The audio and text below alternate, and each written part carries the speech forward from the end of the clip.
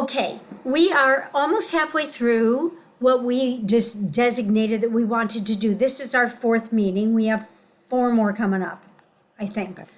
At any rate, last week and the week before, we talked about comfort, and we talked about this notion that the Haftarot of rebuke are about God telling us through the prophets what we have done that's hurtful, that's painful to God, right?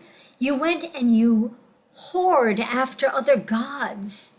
You had me, you had the font of living waters, and you went for some crappy old thing that doesn't even hold any water at all.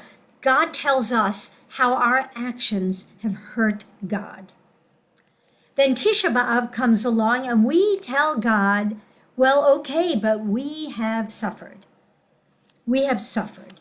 So if that was the deal, we have suffered. And now in the Haftarot of consolation, we have this opportunity where God says, okay, I will console you. I will take you back like a wife where we separated for a while, but God says, where is the bill of divorce? I never divorced you, right? You were never divorced. We were just separated for a while. And now God begins to take us back. But remember that the last time we met, somebody said, I don't feel all that comforted by this Haftarah. That it says words of comfort, but there's something about it that's still wagging a finger at us. So it doesn't go in one direction. There's a little back and forthing in the Haftarot. Tonight we're going to look at 2 things. The end of the Haftarah from last week, which I didn't get to, but it's so beautiful, we really have to do it. It was a long Haftarah for last week. And so when we went to look at it, we didn't get there. Okay, hang on. I got more people to let in. You're letting me in. I'm coming in on my PC, I hope, and I'll get out of there. Okay, no problem. Okay, no problem. So I want to do the end of the Haftarah for consolation of Akev. And then this week in Shul, we're going to read Parsha Re'eh. I want to do that Haftarah, but it's a short one. It's very short. So we're going to look at the last half of the Haftarah that we had from last week. And this is kind of the end of it. We read this part. I'm going to just read a little bit sort of quickly so we can get through it.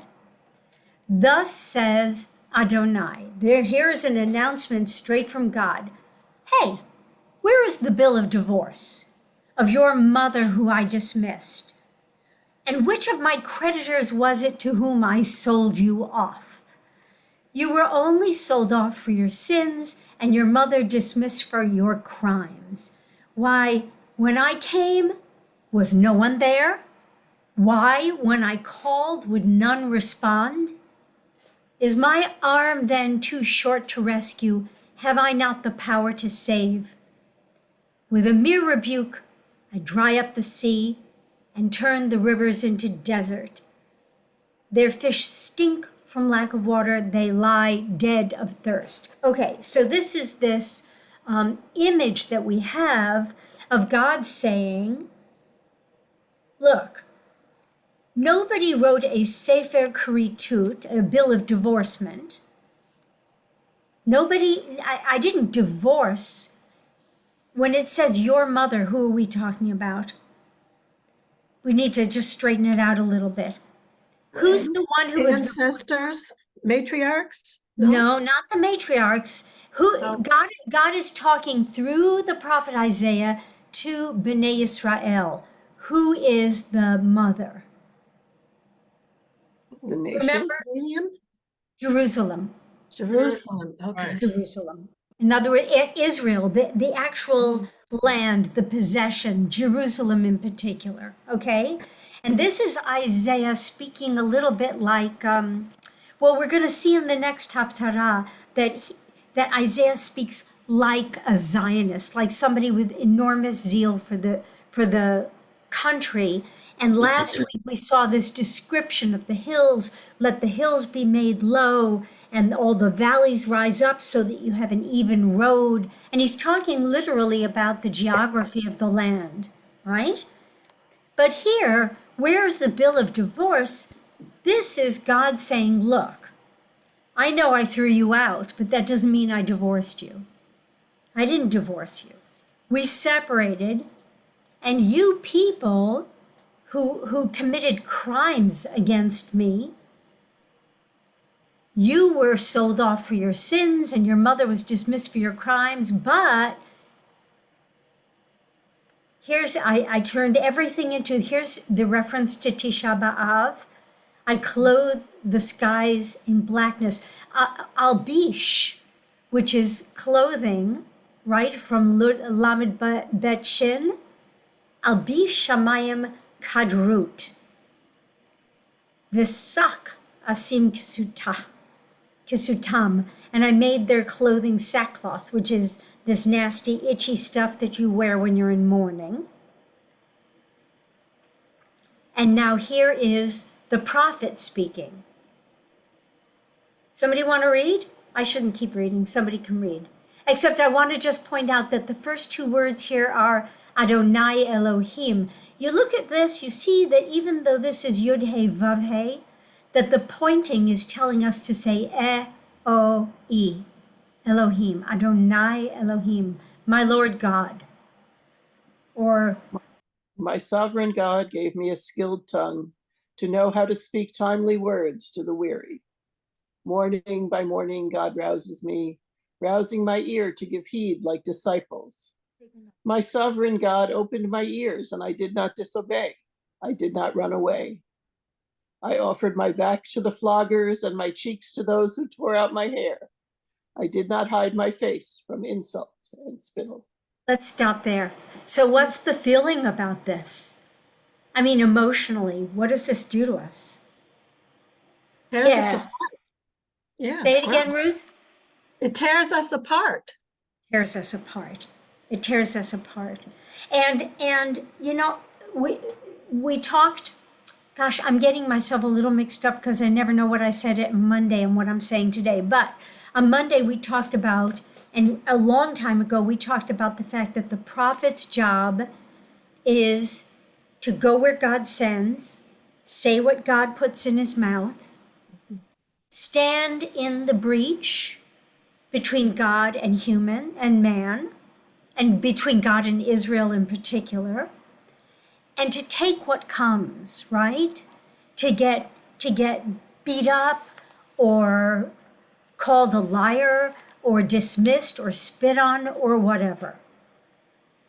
And so this has, for me, I think, two feelings. One is the prophet saying, look, I just told the truth. I just told you all what was coming, and what happened? I got beat. I got pushed around by the crowd, and yet I did not hide my face from what you threw at me. But also, it feels to me like Israel, like the residents of Jerusalem who get, where we think back to Tisha B'Av and Eicha, and how horrible the description is of what people do to each other. Mhm. I also want to point out that this is poetically really kind of gorgeous. I mean, it turns your heart, but we have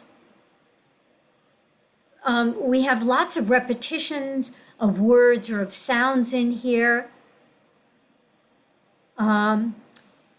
Adonai Elohim natan li lishon limudim, lada'at la'ut et ya'ef, right? To la'ut et ya'ef davar, to speak, to ya'ef means fatigued or weary, to speak a word to the weary.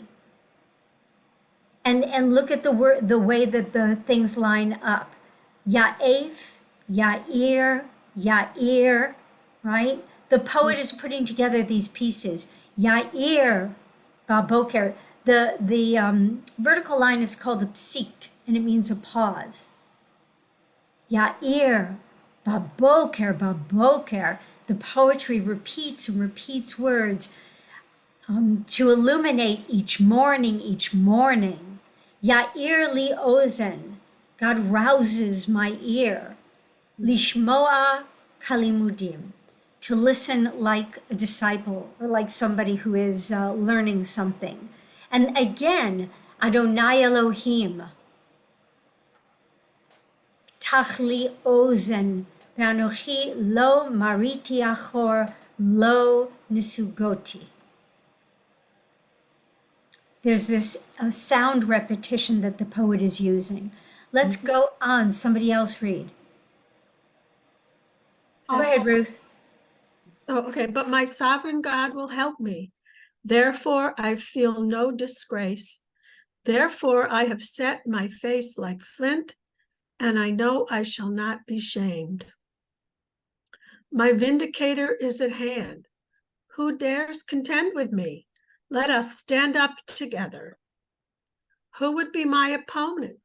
Let them approach me. Okay, now we've got something that turns more towards comfort, right? It says, okay, I have been spit on and beat up and mashed up, but I have faith that God is going to come and rescue me from this situation. Al Cain, and therefore Samti Panai, I turn my face. I turn my face like as hard as flint, and I don't worry, I'm not going to be ashamed. Vayeda ki lo evosh. And Ruth, why don't you read one more and then we'll switch. Okay. Lo, my sovereign God will help me. Who can get a verdict against me? They shall all wear out like a garment. The moth shall consume them. Okay, so over and over again, we see this repetition, Adonai Elohim, Adonai Elohim, Adonai Elohim. We don't usually see that. That's a poetic construction. You don't see it a lot in Torah. So you see it much more often in the prophets. You don't see it in Torah. And now we're going to look at this idea about a garment. Kabeged yilvu ashyochlem. Beged means any kind of garment. Somebody else want to read? I'll read. Who Okay. among you reveres God and heeds the voice of the appointed servant? Though walking in darkness and having no light, let them trust in the name of God and rely upon his God. But you are all kindlers of fire, girding on firebrands. Walk by the blaze of your fire, by the brands that you have lit. This has come to you from my hand. You shall lie down in pain. Can anybody untangle that? Wow. Can anyone untangle it? It's hard. Is it perhaps God saying, well, you think you don't need me. You've got your own light. You've got this and that. But where do you think it comes from? I mean, that's the feeling I get from it. There's this idea of having faith. V'yivtach b'shem Adonai. You know, I will have trust in God, in the name of God. And that trust comes at great expense. Sylvia. Yeah, but also, I think perhaps this is a little challenge to the people. You think you have faith in God? Do you or don't you? No, that sounds like he's saying that maybe they don't, because if you had faith in God's, are you going to be able to walk by the blaze of your fire? And, you're going to have a lot of tests here. There's a lot going on. And are you really that person? That last sentence really bugs me. This has come to you from my hand. Yeah. You Right. shall lie down in pain. That's exactly right. It's sad. That's scary. Yeah, That Jerry. punishment for not observing? Jerry? Um, uh, could you just scroll, girding, okay, but you are all kindlers of fire, Uh-huh. firebrands. Now, a firebrand is something negative, girding the people on, to do something perhaps negative. Okay, so now what do you do in a situation where you're looking at something like this and it's hard for you to pick apart? What do you do? You know, like call Ghostbusters? What do you The do? Rashi. You go to the Rashi. Rashi. You go right to the Rashi and see what Rashi has to say about it. Okay. All of you who do not hearken, all of you, meaning this all of you, those who do not listen to God's voice, Right. who kindle the fire of God's wrath on you, right? You brought God's wrath upon you. This is this back and forth of these Haftarot. They say comfort, but they keep going back to remind you of what's going on here, what's real, and give power to flames. Right. You know, you strengthen the flames. It wasn't bad enough that you sinned against God. You kind of took it to the extreme. Right. And look, here's Rashi giving us even the linguistics of it. Zikukin, dinur. That this word, zikot, has a cognate in Aramaic, flames of fire. So, let's see what else. All right. Now we're going to, we enter a new thing. We enter a new thing. I'm going to hide the Rashi. We're going to go back afterwards because here's the thing about Rashi. I'm going to stop sharing just for a sec. Here's the thing about the Rashi. When I was a little bittle, like in 1994, I started studying the Parsha every week. And I was studying with this really wonderful rabbi. We used to meet in his living room. We all hang out, and he would sit there in his most comfortable chair, and we'd all hang out on. It was really very much like students sitting around the feet of the master, but it was so much fun. And every so often, you would say, "I don't understand this." He would say, "Well, vosach Rashi." Well, what does Rashi have to say about it? Or what's bothering Rashi? What's bothering Rashi? If Rashi says something, then that means that there's something in the text that needs to be explained. Sometimes you look at the Rashi and think, I don't understand why he's bothering to say this. And the reason is because something in the text, which might look clear to you, is not clear to Rashi. Rashi can see that the grammar is weird, and he wants to understand it. Or Rashi can see that there's a reference to something else, and he wants to bring that something else back into the text. So every time we get a little bit off track and we go and we look at the Rashi, we say, this bothered Rashi too, right? When I don't know what this means, well, Rashi explained it for himself. Now, do we always agree with Rashi? No. Not necessarily. Sometimes I think Rashi was really reaching, but I always look. I always look because it's Rashi, you know? Nobody parsed every word like Rashi did. Okay? Somebody else wants to read. Now we are towards the end. We only have 3 verses, and we will be at the end of this Haftarah, and these 3 verses are the ones that really kind of bring it all home. Who wants to read it home? Go for Listen- it, Roberta. Listen to me, you who pursue justice, you who seek God.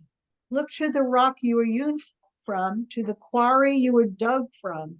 Look back to Abraham, your father, and to Sarah, who brought you forth, for he was only one when I called him, and I blessed him and made him many.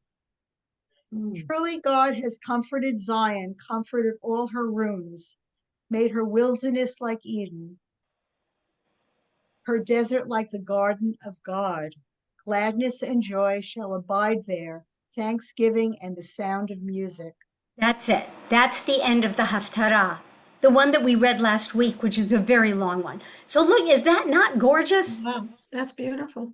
Look at that. I mean, really. And also, in this chunk of the Haftarah, the poet puts together images of righteousness, right? Tzedek, tzedek, tirdof. Remember, he said that earlier.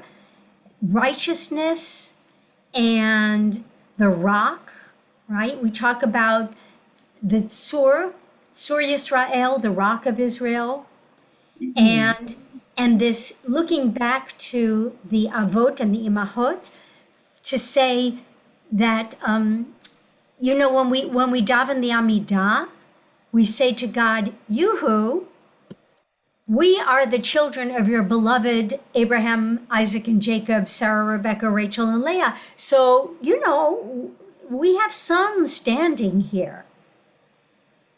And God says, you understand where you came from, that Abraham was solitary and Sarah was just the two of them.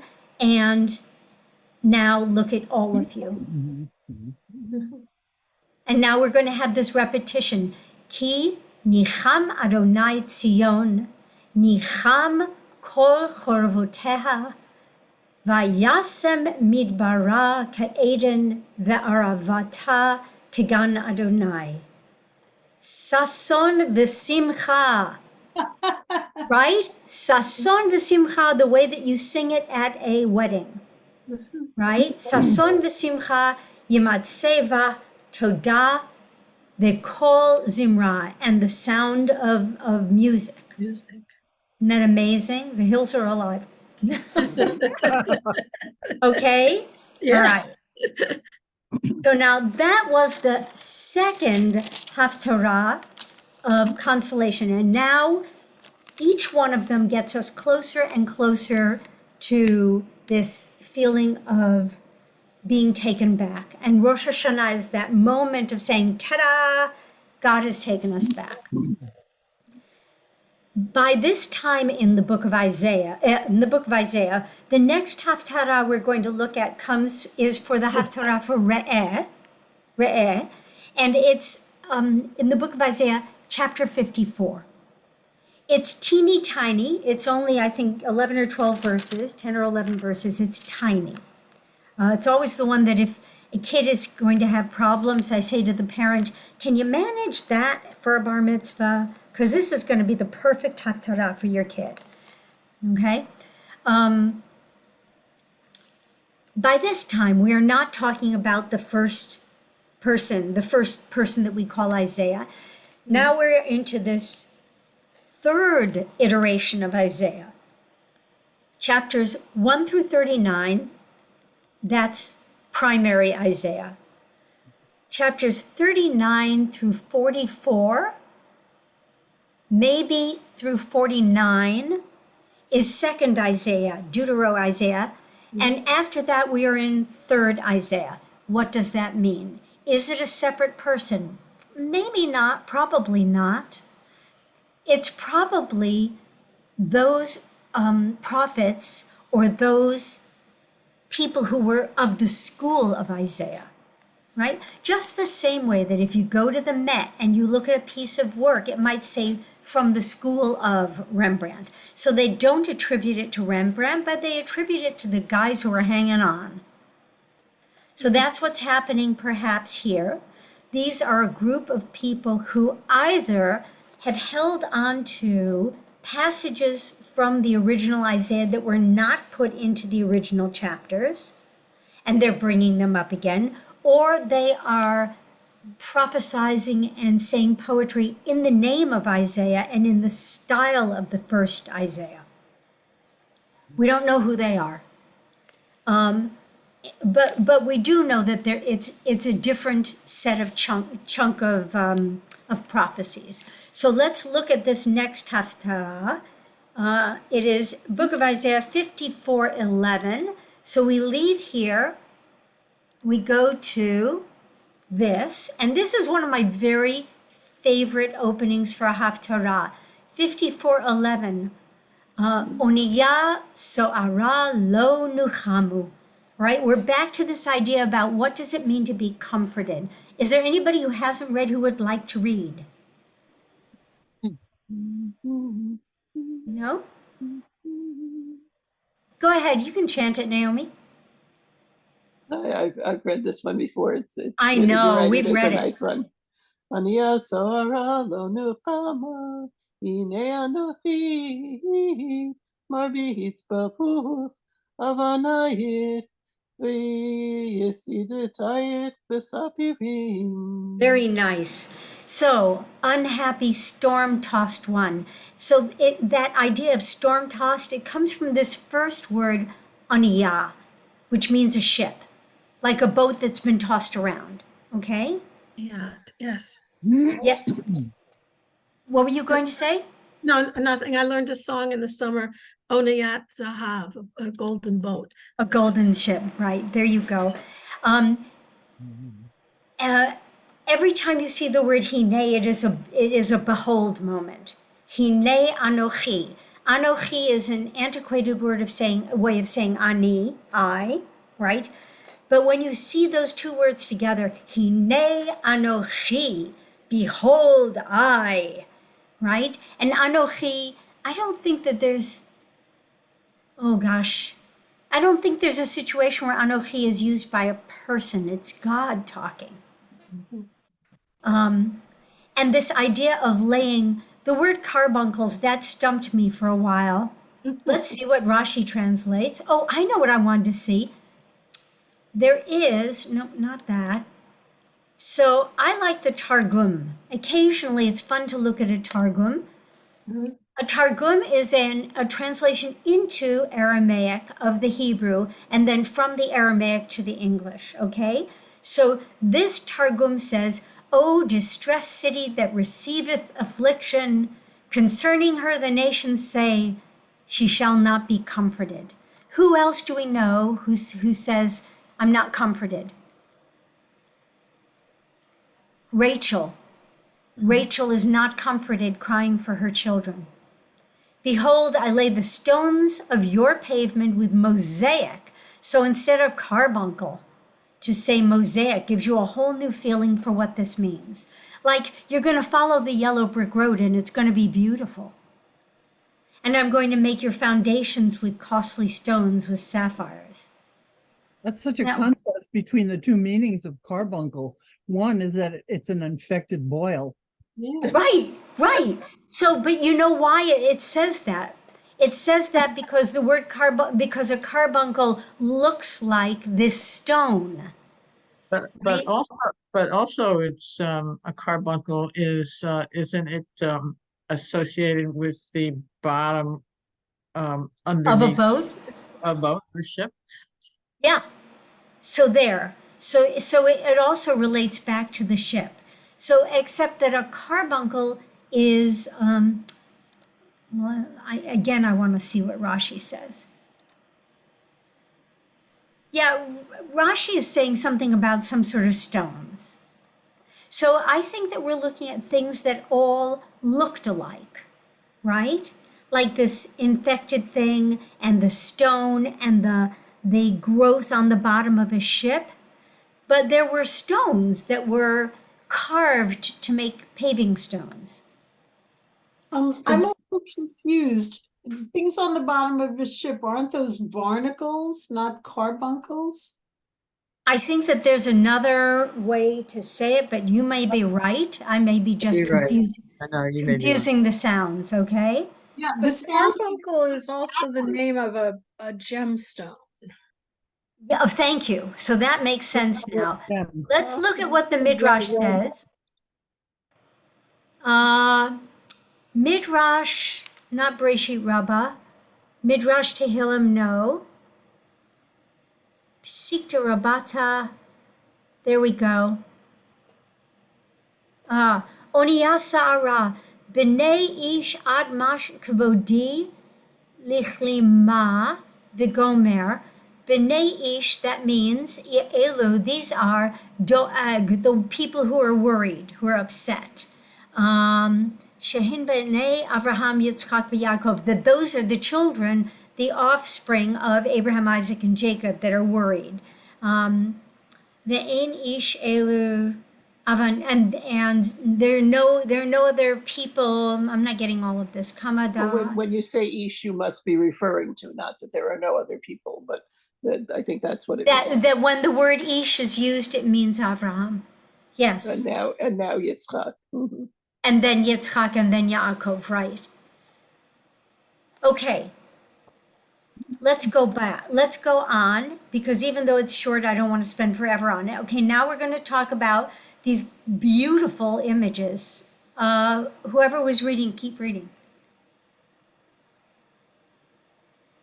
Susan, why don't you unmute and read for us? Okay. I will make your battlements of rubies, your gates of precious stones, the whole encircling wall of gems. And all your children shall be disciples of God, and great shall be the happiness of your children. That's a good place to stop for a second, okay? There's first of all, we have the word banayach twice. V'chol banayach limudei Adonai, and all of your children will be God's students. V'rav, and great is the peace of your children. And there's a midrash that says that in the book of, I think it's Nehemiah or Zechariah, they say something about bonayech, builders, right? Nehemiah comes back. He talks about building up the walls of Jerusalem and how everybody came to do the work.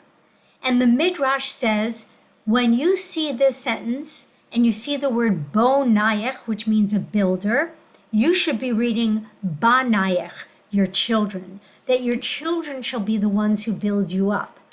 And so now we hearken back to Abraham, Isaac, and Jacob, to our ancestors, and we look forward to our children. And this one sentence just is so beautiful, that if your children study Torah and learn the mitzvot and become disciples of God, then they will be so happy, greatly happy. Let's keep going. Go ahead, Susan. You shall be established through righteousness. You shall be safe from oppression and shall have no fear from ruin, and it shall not come near you. Surely no harm can be done without my consent. Whoever would harm you shall fall because of you. Okay, so here's this wonderful phrase, hen goy yagur ephes meoti. Goy yagur, gor yagur, you shall dwell, you shall surely dwell. It's a repetition of the root of the word. You see gimel vavresh and gimel vavresh. You see them twice. Gor yagur, dwell, you shall dwell.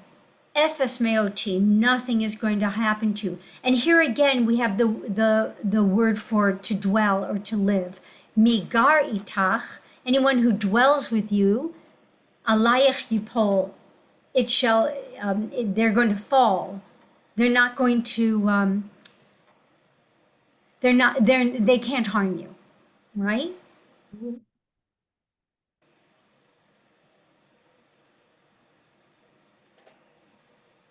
Okay. Somebody else hasn't read? Anybody? Yes, Bonnie. It is I who created the smith to fan the charcoal fire and produce tools for each purpose. So it is I who create the instruments of havoc. Whoa. Keep going.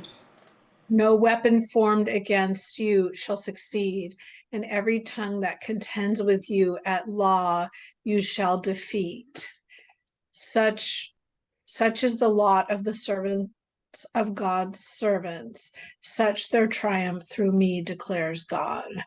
So there's that Ne'um Adonai at the end of this is a like pronouncement of God, Ne'um Adonai. So the prophet says God creates even the instruments of war. God creates the tools that we use for peace or for war, right? You can get the exact same piece of metal, and it can be a plowshare or a sword, right? God gives you the implements and determines what's going to happen. And in this case, God is saying, I am going to make sure that anybody who is trying to fight against you, defeat you, they will not succeed. And there's this sense that from back at Tisha B'Av, where God was allowing, not just allowing, encouraging the other nations to take us down and tear us apart. Now God says, no, I'm not going to let that happen anymore. I mean, it's a little whiplash, if you ask me. It's a little whiplash. It's this feeling that we are now in God's pleasure, we are now in God's heart, and we have to cherish that place. We have to cherish that position. Okay, only a little more. This is my favorite section of this Haftarah. Hoi kol tzamei l'chu lamayim. Hey, everybody who's thirsty, come and have water. Va'asher ein lo kasef, and even if you don't have any money, you know, l'chu shivru ve'echolu. Come and buy food and eat. U'lechu shivru v'lo kesef. Come and buy without money.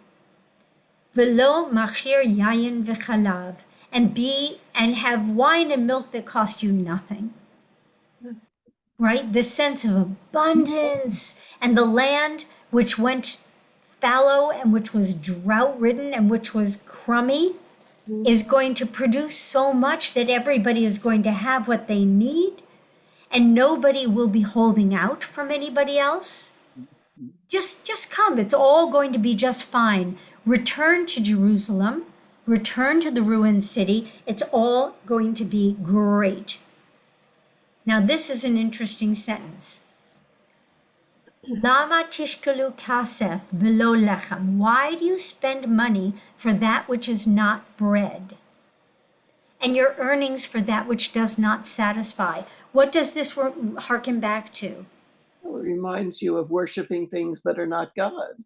Exactly right. That you turned away from living waters and you drank garbage, and you took great pains to carve idols out of the best kind of wood that would last forever. And guess what? They're still idols. So why are you doing that? I am telling you that this is food and drink, right? To be in relationship with God is to be at a feast. Give heed to me, shamoa elai, v'ichlu tov, and you'll eat good stuff. V'tit anag badesha nafshechem, and you will be satisfied and delight. Oneg, and oneg Shabbat means the delight of Shabbat. V'tit anag, and you shall be delighted by delicious foods. Now we're also going to be talking about reviving the soul, not just the body. Anybody? I don't want to take reading away from anyone. Bonnie, who's with you? Does he want to read? This is my husband, Neil. He can read. Neil, we could use your voice. Okay. Incline your ear and come to me. Hearken, you shall be revived, and I will make with you everlasting covenant, the enduring loyalty promised to David. Yay, keep going. As I made him the leader of the peoples, a prince and a commander of peoples. So you shall summon a nation that you did not know, and a nation that did not know you. Shall come running to you. You get the big ending. For the sake of eternal God, the Holy One of Israel, who glorified you. That's the end of the Haftarah. That's the end of it. That's it. All right. I want to go back just so that we can say, okay, so we have this image of everybody come and feast. You don't have money? No problem. You will be fed. You will be fed and you will have water and wine and milk, and don't worry about money. And not only that, but you will have a different kind of food, right? Give heed to God, and you shall eat the choicest food and enjoy the richest viands. And it's not about food, it's about being satisfied, the satisfaction of the soul, of feeling a connection to God that's satisfying. And here's another, if you think about the senses, okay? The sense of taste and hearing. Now we're going to talk about incline your ear, come to me and hearken, and you shall be revived. Remember back earlier we talked about Ya'ef, to be fatigued, and now here the prophet, the poet is saying, the sound, the very sound of God's word is going to be like woohoo, is going to be invigorating, and God makes with us a covenant promised to David. Also remember, promised to Abraham and Isaac and Jacob. But the covenant that's promised to David is about the people Israel enduring. And David becomes a leader of peoples, and everybody, if you think about the time period of David and then Solomon, all the nations come before them. All the nations come to this place where, for like Camelot, for one brief shining moment, this tiny little kingdom is the heart of everything. So you shall summon a nation you did not know. I want to know what Rashi has to say about that, honestly. If you hearken to the name of the Lord that is called upon you.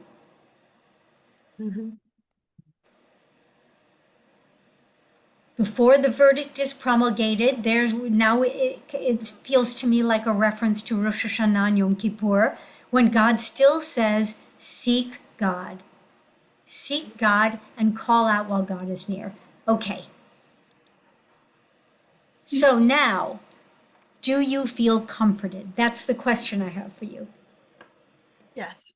Well, there's the promise of better things to come, certainly. So maybe we're still on that edge. We are still that sad, storm-tossed boat, but God says this is like a turning point. In last week's Haftarah, we're going to lower the mountains and lift up the low places so it won't be so hard for you to come back, to return to God, and also to return to Jerusalem. Because remember, in Echa, in Lamentations, what does Jeremiah say? Look at this city, Ha'ir Rabati Am, this city that used to be filled with people from all over the globe. People came to Jerusalem, and now what do you look like? You look like this poor widow whose kids have all been dragged away in chains. That Jerusalem looks bereft. And the Haftarah and the prophet says, your children are going to come back to you. And they will come back to me. You will all return to me. And once your children return and they return to me, what are you going to get? You're going to get a satisfaction of the body and of the spirit, right? That we're going to feed you and give you everything that you need, physical needs, and your spiritual needs are going to be met. That you listen to Torah, you listen to the words of mitzvot, and your path is going to be like the yellow brick road. It's going to be paved to the Emerald City, right? It's going to be paved with beautiful stones with sapphire and carbuncle, and it's going to be gorgeous.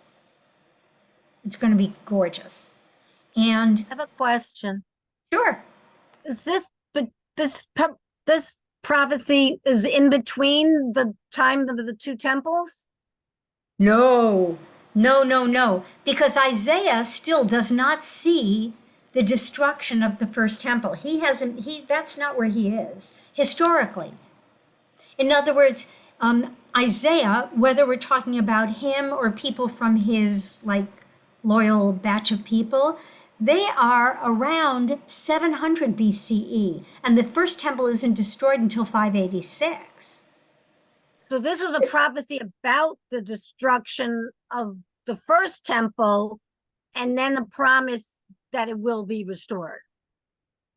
Isaiah sees that the Assyrian Empire, the rise of the Assyrian Empire, comes into the northern kingdom and pretty much wipes it out.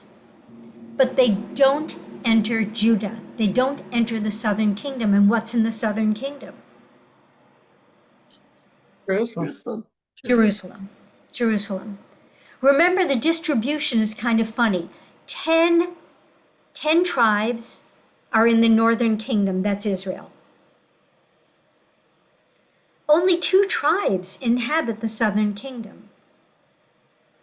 But as a kind of consolation prize, they get Jerusalem. It's right over the border. It's not far from the border with the northern kingdom. It's not that far. But it's a little bit like, it reminds me of the North and the South at the end of the Civil, like at the end of the War of Independence. Where do you put Washington, D.C.? Where do you put the capital? You put it in the South. It's like the consolation prize. That Washington, D.C. is like right under the Mason-Dixon line. And then that's why in the Civil War it's going to be an issue. Right. Okay? But not a state. So but because it wasn't a state, it made a very big difference, whereas Jerusalem was part of a state.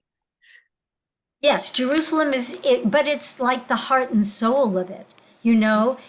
Washington is not always where our emotional swing goes, depending upon how, right? I'm not talking specific politics. I'm just saying that in general, your heart moves where it goes, but Washington is the seat of power. But Jerusalem was not just the seat of power in terms of government. It was the seat of power in terms of authority in God's name, which is why the temple could be destroyed, which is why the second temple could be destroyed. Because if the people turn away from God, and even Jerusalem is putting up idols and worshiping them, and the priests aren't doing anything about it, then that's how Jerusalem can fall. So if we say that Isaiah is foreseeing a return to favor, he's not foreseeing a piece of history. It's not like he's saying, I spy with my little eye 586 BC. Mm-hmm. It's not that. It's that the prophet has, if we believe in prophecy, and I think that you have to study these books, you need to go all in. You need to decide that you're willing to buy it. Because if not, then what are we doing here? We have to believe in the power of prophecy. In the class that I taught on Monday, somebody said, well, aren't there any prophets now? And I said, no, because just as God has retreated from history, so the sense of prophecy has diminished, and we don't see that anymore. And then there was a whole discussion about modern prophets, like people who spoke about global warming 50 years ago, or even 100 years ago. I even heard somebody talking about a report in the newspapers in 1890 something about the terrible destruction of the environment and what was going to happen. So there were prophets, modern prophets, right? But if we think about classical prophecy, the kind of prophecy that's represented by Isaiah and Jeremiah and Ezekiel and Hosea and Micah and all those guys, that chapter closes about 200 BCE. So at the time when the second temple has already been rebuilt, the age of prophecy is gone. And in Roman times, we don't have that voice. The voices that we have that are telling us what's going on in Rome, who are they? They're Josephus. They're the historians, right? And the rabbis who are trying to build a new kind of reality. Who are, if there's any kind of, wait, hang on a sec, just hold your thought. If there's any kind of prophecy coming out of the destruction of the temple in 70 of the Common Era, it's the prophecy that Judaism is going to survive by becoming unattached from place, from geography. That the entire enterprise is going to be transformed so that it is not attached to one place. It's why all of us are where we are and are still Jewish. And there have been times in our history where the Jews of the diaspora were far more involved in Torah study than the Jews of Israel. You know, what happens to is what's going on during the time of the second and third, the first and second really settlements. 1890, 1910, I want to say 1916, I'm not sure. Now I'm kind of losing my grip on history. But there are these waves of people going back to Israel, and who are they and what are they doing? Are they sitting around studying Torah? No. They had contempt for the people who were sitting around studying Torah. They said they used to Absolutely. build the land. They were draining swamps. Well, They and were- they're political Zionists. They're political Zionists. Right. They were geographic Zionists, That's true. right? They want, and what was their image for all of this? The collective farm of the of Russia. They thought, what a cool idea, let's do that. Kibbutzim don't come out of nowhere. It comes out of a Russian concept. All those Russian immigrants said, you know, we can do it better. We can do it better than they did it in Russia, and we can make it work here. So the nature of prophecy, even the prophecies of the historians or of the people who are, you know, wait, I'm sorry, I'm a little lost in time here because I'm thinking about something. So there is a commentator and a scholar, early 20th century, late 19th, early 20th century, called the Chafetz Chaim, the one who delights in life, the Chafetz Chaim. He's most famous for having written a long treatise on the evils of what kind of sin? Anybody know? Lashon Hara. Oh, The Chafetz Chaim wrote a whole book about all the different permutations on the evils of sin. But he also wrote these beautiful commentaries on the Parsha. And since he was living in the time where he could see the rise of anti-Semitism in Germany and in Eastern Europe, he sees it and he writes about it with such stunning foresight that you could say, there's a prophet. There's your modern prophet, the Chafetz Chaim. He writes about the rise of a malevolent empire that's going to destroy the people, and they will come back. You know, he says this is going to happen. He foresees destruction, and yet prophesizes that the people will somehow, that Judaism will somehow survive the coming storm. And yet he is not placed among them like prophets. We have just the same way that the Torah was codified at a certain time, somewhere between 450 and 300 of the Common Era, BCE, I'm sorry, before the Common Era, the Torah is locked, okay? And then somewhere around 250 BCE, somewhere within probably a 75 or 100-year time span, the books of the prophets are closed. So once the books of the prophets are closed, anything else becomes apocrypha, stuff that doesn't make it into our Torah. You know, has anybody lately studied the books of the Maccabees? We never studied it in school. You know, it wasn't part of what we looked at.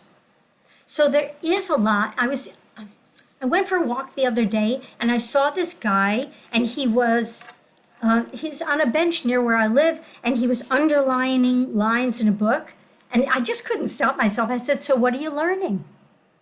And he looked at me and he said, "Oh, it's the Gnostic Bible. It's the Bible that was written before the codification of the Christian Bible. And it's in Greek. The original is in Greek." And he was studying the Gnostic Bible. We had a long talk about Bibles, you know, and how we see this. So the prophets, you know, I'm a little off topic, but when the books of the prophets are closed, it's not that we never get the sense that somebody sees something coming. It's that it's just not part of our canon. So we're studying the canon. We get to a certain point, like, who are the late prophets? Ezekiel lives and dies in exile in Babylonia. So, yeah. If you're more interested in the prophets, come back and study on Mondays with me, because that's when I'm really learning about the prophets. And I have to thank you all, because every single time I decide to teach something, it's usually something I don't know much about. So I have to do a whole bunch of studying to be able to even open up the Zoom and say hi. So that's what's happening here. Next, so this coming Shabbat, we're reading the Haftarah that we just read. It'll be a very short one. If you're in shul, you'll notice that it's a short one. Next week, we're going to read the Haftarah for Shoftim, which is the fourth Haftarah of consolation. It comes also from Isaiah, from chapter 51. So we go a little bit back in time, so that these things were chosen more because of the progression of what they say than because of the progression of when they were written down or codified. Does that make sense? In other words, the sages who chose these Haftarot in the order in which they were chosen, they chose them because of the flow of what they say about this moving, this traveling that we're doing from misery and rebuke to consolation and teshuvah and Rosh Hashanah and Yom Kippur. So even if they didn't come in this right order in the book of Isaiah, that's how they got picked for this. So our challenge is to look at the next Haftarah and say, does it advance this feeling of comfort and of the imminent feeling like we are bonded again with God, like we're going to again unite as we want to with God?